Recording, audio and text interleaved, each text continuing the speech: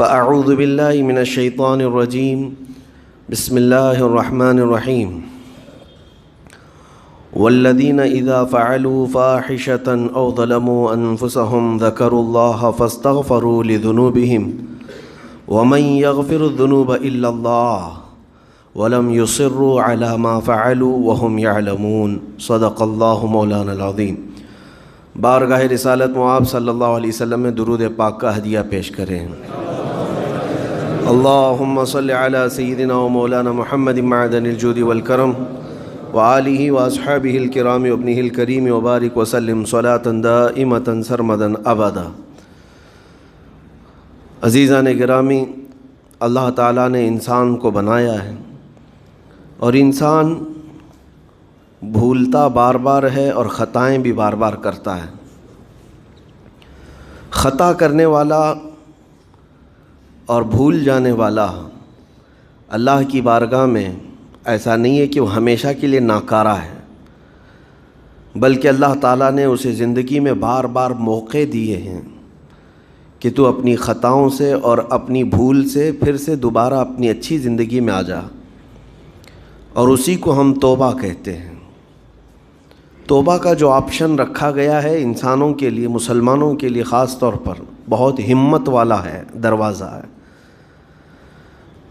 بہت ہمت والا دروازہ ہے۔ اور اسی وجہ سے حدیث پاک میں یہ ہے کہ گناہ کرتا ہے بندہ، پھر توبہ کرتا ہے، پھر گناہ کرتا ہے، پھر توبہ کرتا ہے، یہ کرتا رہتا ہے۔ فرشتے اللہ کی بارگاہ میں عرض کرتے ہیں کہ مولا یہ تو بار بار وہی کرتا ہے، پھر توبہ کرتا ہے۔ اگر ہمارے ساتھ کوئی غلطی ایک بار دو بار کر دے، تیسری بار تو ہم اسے چھوڑیں گے بھی نہیں۔ انسانوں کی طبیعت تو یہی ہے۔ لیکن بندہ جب بار بار ایک خطا کرتا ہے اور پھر توبہ کرتا ہے، پھر خطا پھر توبہ، تو فرشتے جب اللہ کی بارگاہ میں یہ عرض کرتے ہیں کہ یہ مولا یہ ہر بار یہی کرتا ہے، تو جانتے ہیں پروردگار عالم کیا فرماتا ہے؟ ارشاد فرماتا ہے، اے میرے فرشتوں، میرا بندہ مجھے رحمان سمجھتا ہے اس لیے بار بار توبہ کرتا ہے، مجھے وہ ارحم الراحمین سمجھتا ہے، ورنہ کون بار بار اللہ تبارک و تعالیٰ کی بارگاہ میں دروازہ کھٹکھٹاتا؟ تو رب تبارک و تعالیٰ ارحم الراحمین ہے، یہ تصور ہر مسلمان کے ذہن میں ہے، اس کی وجہ سے وہ کبھی مایوس نہیں ہوتا۔ اور شیطان کا سب سے بڑا حربہ کیا ہے جانتے ہیں آپ؟ سب سے بڑا بہکانے کا اور گمراہ کرنے کا اور ہمیشہ گناہوں میں ملوث رکھنے کا سب سے بڑا آلہ، کہ بندے کو سب سے پہلے نا امید کرتا ہے، اب تیرا کیا ہوگا، تو بہت برباد ہو چکا ہے۔ یہ جو خیال شیطان ڈالتا ہے دل میں، اس کے بعد پھر وہ بندہ جری ہو جاتا ہے، اب میرے توبہ سے بھی کچھ ہونے والا نہیں ہے، جو جس طرح زندگی چل رہی چلنے دو، ارے 50 سال ہو گئے اب تک میں یہی کرتا رہا، اب کیا سدھروں؟ یہ جو خیالات ہے یہ شیطان ڈالتا ہے تاکہ اس کی کفر پر موت ہو جائے، تاکہ وہ ہمیشہ گناہوں کی موت مرے۔ نا امیدی جو ڈالتا ہے شیطان، اب میرے ساتھ کچھ ہونا نہیں ہے۔ نہیں میرے عزیزو، رحمت عالم صلی اللہ تعالیٰ علیہ وسلم کی بارگاہ میں کیسے کیسے لوگ آئے اور ارحم الراحمین نے ان کی توبہ قبول کی۔ آپ کو ایک بات میں بتاؤں، سیدنا عمر ابن خطاب رضی اللہ تعالیٰ عنہ کا دور ہے۔ مثنوی شریف میں مولانا روم فرماتے ہیں، جنت البقیع آپ نے سنا ہوگا، قبرستان مدینے کا، مدینے کے قبرستان میں رات کے وقت ایک بوڑھا آدمی 80 سال کا جو بانسری بجاتا تھا اور اسی سے پیسہ کماتا تھا، اس کی بانسری میں بڑی اچھی لے تھی، بڑی سر اچھی تھی، لوگ سنتے تھے اور پیسے دیتے تھے، لیکن بڑھاپے میں جب سانس پھولنے لگ جاتی ہے، ہانپنے لگ جاتا ہے، سانس نہیں ٹھہرتی، تو بانسری کیسے بجتی؟ اس کی لے ٹوٹ جاتی، لہجے بدل جاتے۔ بوڑھا آدمی، اب اس کی بانسری سننے کو کوئی آتا نہیں تھا اور پیسے ملتے نہیں تھے، تھک ہار کر کے وہ آیا، رات کا وقت تھا، جنت البقیع قبرستان میں، 80 سال کی عمر کا ہو گیا ہے، اس نے بانسری توڑ دی، کہا زندگی بھر جس چیز سے میں کماتا تھا اب میری سانسوں نے جواب دے دیا، جسم پھولنے لگا ہے، سانس زیادہ آنے لگ گئی ہے، اب میرا کھانا پینا کیسا چلے گا؟ خیر ارحم الراحمین ہوں تو تیرا ہی بندہ، میرے اہل و عیال نہیں، میرے رشتہ دار نہیں، مجھے اگر تو بھوکا مارنا ہے تو اسی قبرستان میں مار دے، یا اگر میری زندگی باقی ہے تو میرے رزق کا انتظام کر دے۔ وہ رو رہا تھا 80 سال کی عمر میں۔ جب بندہ لاچار و مجبور ہوتا ہے تو پروردگار کو ہی یاد کرتا ہے۔ جانتے ہیں عمر ابن خطاب رضی اللہ تعالیٰ عنہ امیر المومنین مسجد نبوی میں تھے اور ان کی آنکھ لگی تھی، خواب میں رسول پاک صلی اللہ تعالیٰ علیہ وسلم تشریف لائے۔ کہا عمر، اللہ کا حکم ہے جنت البقیع میں جاؤ، ایک بھوکا آدمی کھڑا ہے، اپنے گھر سے کھانا لے جاؤ اور اس کی ضرورت کا انتظام کرو۔ نیند کھلی تو آپ نے دیکھا اللہ کے حبیب صلی اللہ علیہ وسلم کی طرف سے حکم آیا اور رب ذوالجلال کا حکم ہے۔ گھر سے عمدہ کھانا لیا تو شادان لے کر کے، کچھ مال و متاع بھی لے کر قبرستان میں گئے، ڈھونڈا کون ہے یہاں پر، تو دیکھا کہ ایک ہانپتا کانپتا ہوا 80 سال کا بوڑھا روتا ہوا نظر آیا۔ امیر المومنین اپنے ہاتھ میں توشادان لے کر اس کے قریب گئے، کہا تو بھوکا ہے؟ کہا ہاں بھوکا ہوں۔ بیٹھ چل میں تجھے کھلاتا ہوں۔ دسترخوان بچھا کر اسے اپنے ہاتھوں سے کھلایا اور اسے اپنی ضرورت کے مطابق جو ضروریات تھیں اس کی ضرورت کے مطابق وہ ساری چیزیں دی۔ وہ بوڑھا پوچھتا ہے آپ کون ہیں؟ حضرت عمر فاروق نے کہا میں عمر ابن خطاب ہوں۔ وہ ڈر گیا۔ حضرت عمر سے کون نہیں ڈرتا تھا کہ کہیں یہ کھلا پلا کر کے مجھے کوڑے نہ ماریں کہ زندگی بھر بانسری بجانے والا آج پکڑا گیا ہے، ہاں آج مجھے یہ سزا نہ دے دے۔ وہ کانپنے لگا۔ کہا کہ آپ یہاں کیسے؟ حضرت امیر المومنین کہتے ہیں میں خود نہیں آیا، مجھے اللہ کے رسول نے بھیجا، اور رب تبارک و تعالیٰ کا حکم آیا تھا کہ تو بھوکا ہے اور تو نے رزق مانگا ہے اور مجھے تیرے رزق دے کر کے بھیجا گیا ہے۔ وہ چیخ مار کر کے گر پڑا زمین پر اور رونے لگا، اپنے ہاتھ پھیلا کر کہا سچ فرمایا مولا تو ارحم الراحمین ہے، 80 سال تجھ سے دور بھاگتا رہا، ایک بار کیا تجھے میں نے پکارا، تو نے وقت کی امیر المومنین کو کھانا دے کر بھیج دیا۔ اللہ رب العزت کی بارگاہ میں نا امیدی اور مایوسی جو شیطان لاتا ہے اس سے بندے بھٹک جاتے ہیں، بہک جاتے ہیں، انہیں توبہ کی توفیق بھی نہیں ملتی۔ اسی لیے میرا مولا فرماتا انا عند ظن عبدی بی، رب تعالیٰ فرماتا میرا بندہ میرے بارے میں جیسا گمان کرتا ہے میں اس کے ساتھ ویسا سلوک کرتا ہوں۔ تم کیا گمان کرتے ہو؟ وہ سخت پکڑ کرے گا، ابھی مار ڈالے گا۔ وہ غفار ہے، قہار ہے، جبار ہے، لیکن ساتھ میں وہ ستار بھی ہے، وہ رحمان بھی ہے، رحیم بھی ہے۔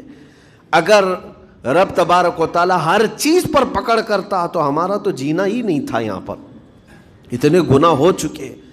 اور وہ رب تعالیٰ فرماتا وسعت رحمتی کل شیء، میری رحمت نے ہر چیز کو گھیر رکھا ہے۔ اللہ رب العزت بندوں کو معاف کرنے کا اظہار زیادہ فرماتا ہے۔ اور جانتے ہیں آپ گناہ جب عام ہوتے ہیں، میں آپ کو اپنے گھر کی بات بتا دوں، میرے گھر میں آپ 4 دن کے مہمان بن کر کے آئے ہیں، کبھی میری کھڑکی توڑ رہے ہیں، کبھی دروازہ توڑ رہے ہیں، کبھی ہمارے گھر کے برتن پٹک رہے ہیں، کبھی فرشی اکھاڑ رہے ہیں، کب تک برداشت کروں گا؟ آپ کو نکال کر باہر کر دیں گے، مہمان نہیں، یہ بلا ہو گئی ہے، گھر سارا اجاڑ رہا ہے۔ ایک چیز پر چھوڑ دیا جائے، 2 چیز پر چھوڑ دیا جائے، یہ انسانوں کی فطرت ہے، انسانوں کی فطرت۔ لیکن رب کائنات اپنی کائنات میں ہم بندوں کو اتارا ہے، ہم نے کیا نہیں بگاڑا، اپنے گناہوں سے اس کی زمین کو لال کر دیا، ہاں اس کی نافرمانی سے ہم نے اس کائنات کے رنگ کو بدل دیا۔ کھلے عام گناہ، ننگا پن، بے حیائی، عیاشی، سب کچھ ہوتا رہا۔ اس کی کائنات ہے، اس کی زمین ہے، اس کی سلطنت ہے۔ اور ان گناہوں کی وجہ سے جانتے ہیں آپ، سمندر اللہ کی بارگاہ میں عرض کرتا ہے کہ مولا تو مجھے اجازت دے دے، میں ایسی طغیانی لاؤں گا کہ یہ سب ہلاک ہو جائیں گے۔ ہوائیں اللہ سے اجازت مانگتی ہیں تو مجھے شدت دے دے، میں اتنا تیز اڑاؤں گی کہ ان کے پرخچے اڑ جائیں۔ لیکن جانتے ہو اللہ کی طرف سے جواب کیا آتا ہے؟ سمندر کو بھی رب تعالیٰ فرماتا ہے، ہواؤں کو بھی کہتا ہے رب تعالیٰ رک جاؤ، میں میرے بندوں کے انتظار میں ہوں۔ میرے بندوں کی توبہ کے انتظار میں ہوں کہ میرے بندے میرے پاس لوٹ آئیں گے۔ اسی لیے اللہ کے حبیب صلی اللہ تعالیٰ علیہ وسلم ارشاد فرماتے ہیں اللہ تعالیٰ کو سب سے زیادہ خوشی کس بات کی ہوتی ہے جانتے ہیں؟ رب تعالیٰ اپنے بندوں سے کب خوش ہوتا ہے؟ مثال دے کر کے میرے آقا نے فرمایا، مثال دے کر سمجھایا۔ صحرا میں، ڈیزرٹ میں ریتیلے میدان ہوتے ہیں، اس کا سفر بڑا ڈینجر ہوتا ہے۔ آج بھی ڈیزرٹ ہیں بہت سارے، سہارا ڈیزرٹ کا نام سنا ہوگا آپ نے۔ ہم گئے ہیں 200-250 کلومیٹر تک آپ چلتے رہو گاڑی، نہ ایک درخت نظر آتا ہے، نہ پہاڑ نظر آتا ہے، نہ گھر نظر آتا ہے، کچھ بھی نہیں۔ اس طرف میدان ریت کا اور آسمان لگا ہوا دکھتا ہے، ادھر بھی آسمان، تنہا ہم اکیلے نظر آتے رہتے ہیں۔ صحرا کا جو سفر ہوتا ہے بہت کٹھن ہوتا ہے۔ نبی پاک صلی اللہ تعالیٰ علیہ وسلم مثال دیتے ہوئے ارشاد فرماتے ایک بندہ اپنی اونٹنی لے کر، اس پہ ساز و سامان لے کر کھانے پینے کا صحرا کے سفر پر تھا، اور صحرا میں کھانا پانی بہت مقدار میں لی جاتی ہے کیونکہ کچھ ملتا نہیں، اور جلد سے جلد وہاں سے سفر گزار کر کے آنا۔ ایک بار اگر راستہ بھٹک گیا موت ہو جاتی، وہاں پہ راستہ ملے گا نہیں، جس طرف بھی جاؤ تو لگے گا سیدھا ہی چل رہا ہوں، ڈائریکشن ہی نہیں پتہ ہوتے صحرا میں۔ حضور پاک صلی اللہ علیہ وسلم فرماتے ہیں ایک بندہ صحرا کے سفر میں اپنی اونٹنی کے ساتھ ساز و سامان لے کر سفر پر تھا، بیچ راستے میں اسے نیند آئی، سویا، سو کر کے اٹھا تو دیکھا اس کی اونٹنی ساز و سامان کے ساتھ غائب ہے، صحرا میں، بیچ صحرا میں۔ اب جو سواری تھی وہ غائب ہے، کھانا پانی تھا وہ غائب ہے، کچھ نہیں ہے ساتھ میں۔ گھبرا گیا، پریشان ہوا، اپنی اونٹنی کو ڈھونڈتا ڈھونڈتا تھک گیا، کبھی ادھر کبھی ادھر، کبھی ادھر کبھی ادھر، ہر جگہ کہیں کوئی نشان نظر نہ آئے۔ اور جب سواری نہیں ہے تو اب کئی 100 کلومیٹر کا بغیر کھانے پینے کے کیسے سفر کرتا؟ تھک ہار کر کے دوسرا دن ہو کہ تیسرا دن ہو، ایک جگہ وہ بندہ سو گیا، پھر سے سو گیا، اب راستہ بھی نہیں ملتا۔ سویا تو نیند سے اٹھا جب تو دیکھا اس کی اونٹنی بھی موجود ہے، اس کا ساز و سامان بھی ہے۔ یہ مثال ہے، یہ مثال ہے۔ میرے آقا صلی اللہ علیہ وسلم صحابہ سے اب پوچھتے ہیں اے میرے صحابہ بتاؤ اس بندے کو جو صحرا میں گمشدہ اونٹنی جس کی مل جائے اسے خوشی کتنی ہوگی؟ صحابہ کہتے ہیں یا رسول اللہ اس کی تو جان میں جان آ گئی ہوگی، کیونکہ وہ جانتے تھے صحرا کا سفر کیا ہوتا ہے۔ کہا سب سے زیادہ اسے خوشی ہوگی کہ اس کا کھویا ہوا سامان مل گیا، کھوئی ہوئی سواری مل گئی۔ میرے آقا صلی اللہ علیہ وسلم فرماتے ہیں گمشدہ اونٹنی کے ملنے پر جیسے اس مسافر کو خوشی ہوئی، اس سے کئی زیادہ بڑھ کر کے رب تعالیٰ کو اس وقت خوشی ہوتی ہے جب ایک گنہگار بندہ واپس توبہ کر کے اس کی بارگاہ میں آتا ہے۔ رب تعالیٰ کی بارگاہ میں جب بندہ پلٹ کر کے آتا ہے، رب تعالیٰ فرشتوں پر اس بندے کو دکھا کر رشک کرتا ہے، ارشاد فرماتا ہے میرا بندہ میرے پاس آ گیا، میرا بندہ میرے پاس آ گیا ہے۔ میں نے قرآن پاک کی وہی آیت تلاوت کی ہے جس میں اللہ تعالیٰ فرماتا ہے وَالَّذِينَ إِذَا فَعَلُوا فَاحِشَةً أَوْ ظَلَمُوا أَنفُسَهُمْ ذَكَرُوا اللَّهَ فَاسْتَغْفَرُوا لِذُنُوبِهِمْ۔ یہ چوتھے پارے کی آیت ہے۔ اللہ تعالیٰ فرماتا ہے وہ لوگ جنہوں نے برائی کر لی یا اپنی جان پر ظلم کیا، یعنی گناہ کیا، پھر اللہ کو یاد کر لیا اور توبہ کر لیا، اللہ فرماتا ہے وَمَن يَغْفِرُ الذُّنُوبَ إِلَّا اللَّهُ، تو بتاؤ لوگو اللہ کے علاوہ کون ہے بخشنے والا؟ لیکن شرط رب تعالیٰ یہ فرماتا وَلَمْ يُصِرُّوا عَلَى مَا فَعَلُوا وَهُمْ يَعْلَمُونَ، لیکن ایک بات ہے کہ وہ جس چیز سے توبہ کر کے آ رہے ہیں اس پر پھر مزید اصرار کر کے جمے نہ رہیں، چھوڑ دیں ایک بار، جان بوجھ کر کے پھر اس چیز پر نہ لگے رہیں۔ یہ آیت کب نازل ہوئی تھی میں آپ کو بتاؤں، دو صحابہ تھے، دونوں گہرے دوست تھے، بہت ہی گہرے دوست، مدینے کے رہنے والے۔ اس میں سے ایک صحابی تجارت کے لیے جا رہے تھے اور ان کے گھر بار میں ان کی بیوی تھی بس اور کچھ نہیں، تو اپنے دوست سے کہا کہ میں جا رہا ہوں، مجھے آنے میں تاخیر ہو سکتی ہے، میرے گھر پر اگر کبھی سودا سلف لانے کی ضرورت پیش آئی تو میری بیوی کو یہ پہنچا دینا ساز و سامان۔ یہ کہہ کر کے وہ تجارت پہ چلے گئے۔ جو دوست صحابی تھے، دیکھیں صحابہ کے بہت سارے کام امت کے لیے درس ہیں، قیامت تک آنے والے مسلمانوں کے لیے وہ مشعل راہ ہیں۔ تو وہ جو دوست صحابی تھے سودا سلف لے کر کے گھر جایا کرتے تھے اپنے دوست کی بیوی کو پہنچانے کے لیے۔ ایک دن ایسا ہوا کہ شیطان نے ورغلایا اور سودا سلف سامان لے کر گھر گئے۔ ان کی خاتون باہر آئی دوست کی، انہوں نے اس خاتون کا صرف ہاتھ پکڑ لیا اور وہ عورت چونکہ مدینے کی رہنے والی صحابیہ ہیں، اپنا ہاتھ تو چھڑا لیا لیکن وہ چیخ مار کر رونے لگی کہ جس پر میرے شوہر نے سب سے زیادہ اعتماد کیا، تم تو جگری دوست بھائی کی طرح تھے، ہاتھ کیسے بڑھا دیا؟ تو اس صحابی کو فوراً احساس ہو گیا کہ میں بہت بڑی خطا کر گیا، میرے بھائی اور میرے دوست کی امانت میں نے خیانت کر دیا، اس نے مجھ پر بھروسہ کیا تھا اور اس کی بیوی کا میں نے ہاتھ پکڑ لیا۔ بس اتنی سی بات تھی، وہ خاتون بھی رونے لگ گئی کہ میرے ساتھ کیا ہوا، یہ صحابی بھی رونے لگ گئے، احساس فوراً ہو گیا کہ میں نے غلط کیا ہے، سودا سلف لانے کے وقت مجھ سے غلطی ہو گئی، خطا ہو گئی۔ اب اس خطا کی وجہ سے وہ کرتے کیا؟ ان کو تو ڈر یہ تھا کہ میں اپنے دوست کو منہ دکھانے کے بھی قابل نہیں اور نہ ہی میں یہ چیز کسی کے سامنے ذکر کر سکتا ہوں، کیا کروں؟ تو مدینہ چھوڑ کر کے چلے گئے پہاڑیوں میں، اور بغیر کھانا پانی سب کچھ بھی نہیں تھا، پہاڑیوں کے بیچوں بیچ رہنے لگے اور صرف روتے تھے اور گر جاتے تھے، اور کمزوری آ گئی جسم میں، اٹھنے پھرنے کی بھی طاقت نہیں تھی۔ اب وہ دوست ان کے صحابی تجارت سے واپس آئے، گھر میں آتے ہی ان کی خاتون نے بتا دیا کیا معاملہ پیش آیا۔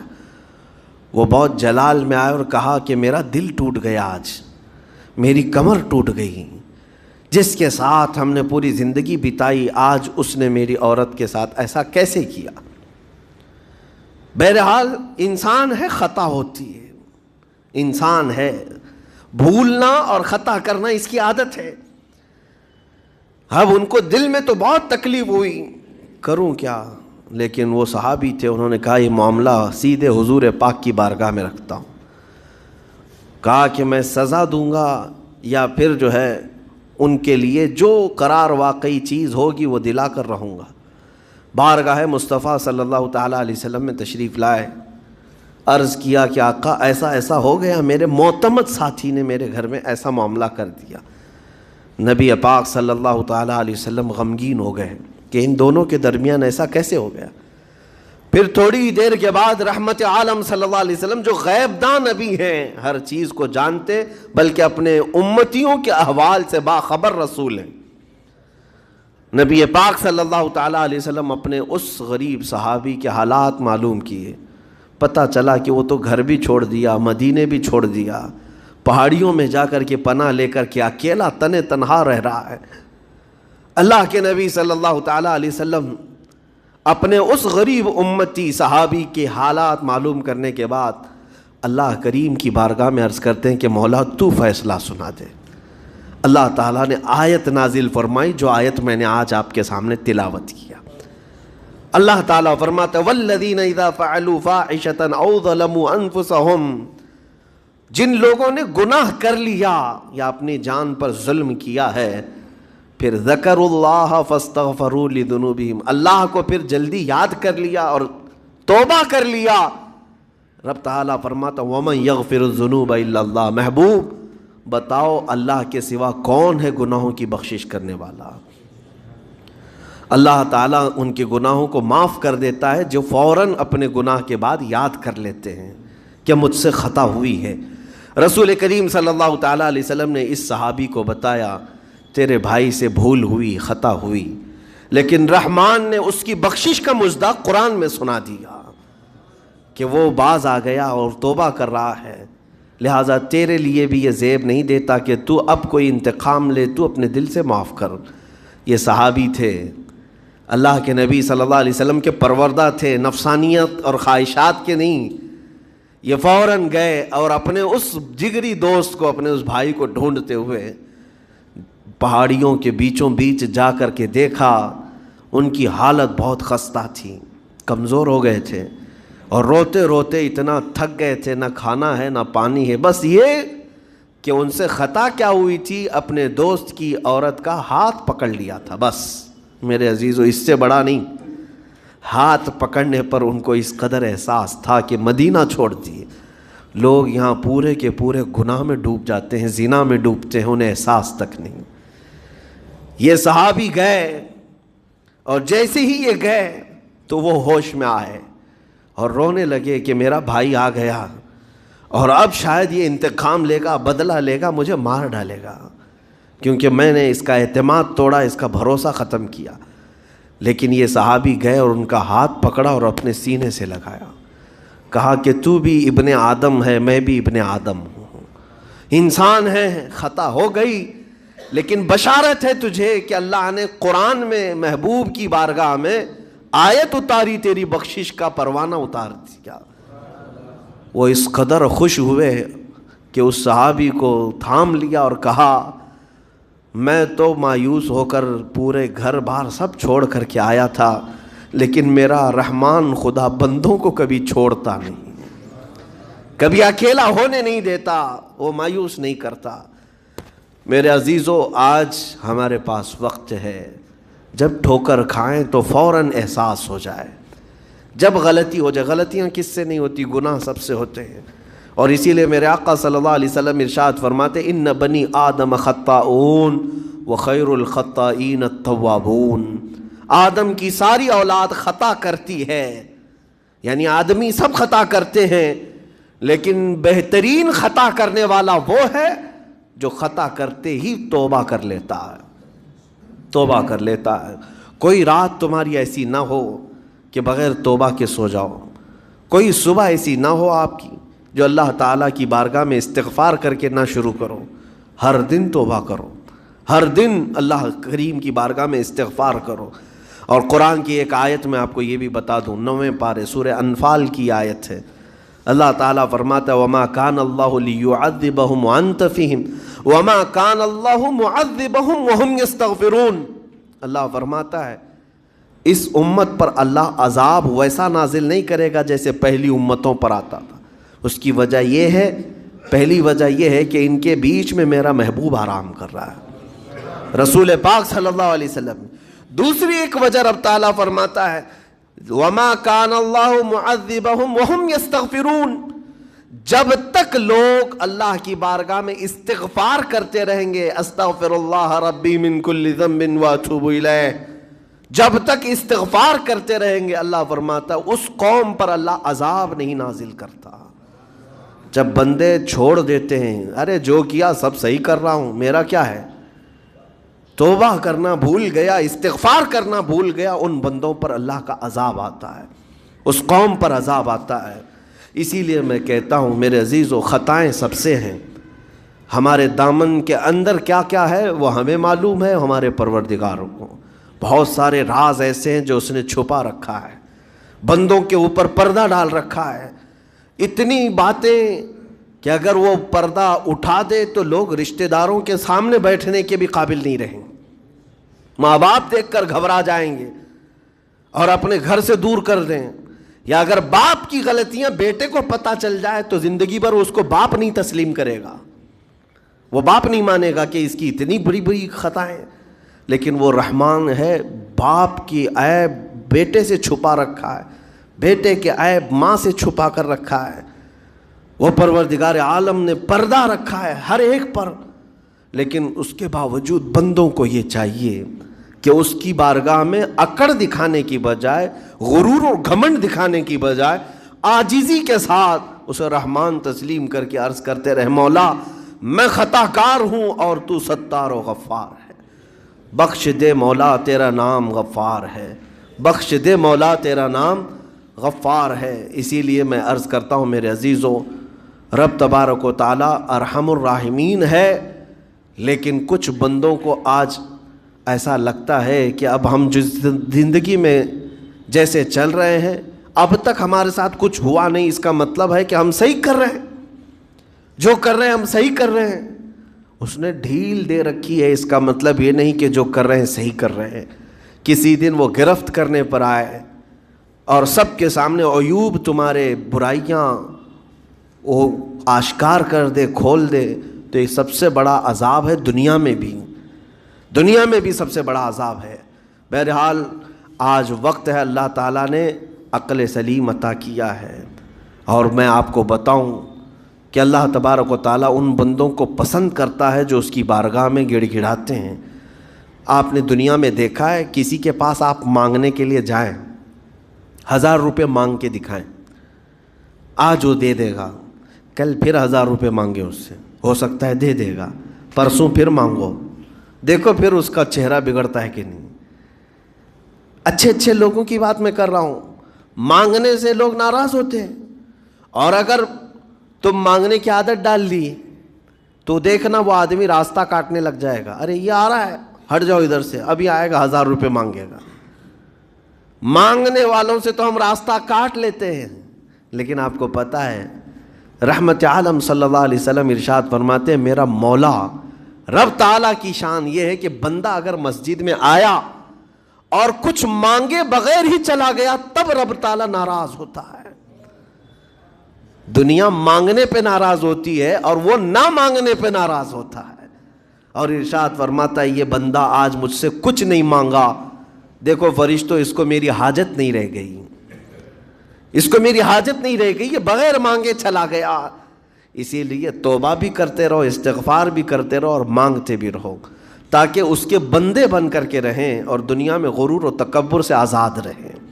اللہ کریم کہنے سننے سے زیادہ ہمیں عمل کی توفیق عطا فرمائے۔ موت سے پہلے مولا تعالی ہمیں توبۃ نصوحا عطا فرمائے۔ رب کریم اگر تو ہم سے غضبناک ہے، اگر تو ہم سے ناراض ہے، تو مولا اس زندگی میں ہی ہمیں توبہ کی توفیق دے دے۔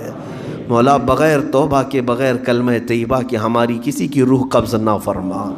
جس دن ہمارا جنازہ اٹھے، اے رحمان، اے کریم، اے غفار، اے ستار، ہمیں دنیا کی تمام آلائشوں سے پاک کر کے اٹھا لے۔ اے اللہ تیرے حبیب پاک صلی اللہ علیہ وسلم کے پڑوس میں ہمیں دفن نصیب فرما۔ وآخر دعوانا ان الحمد للہ رب العالمین۔ سلام علیکم۔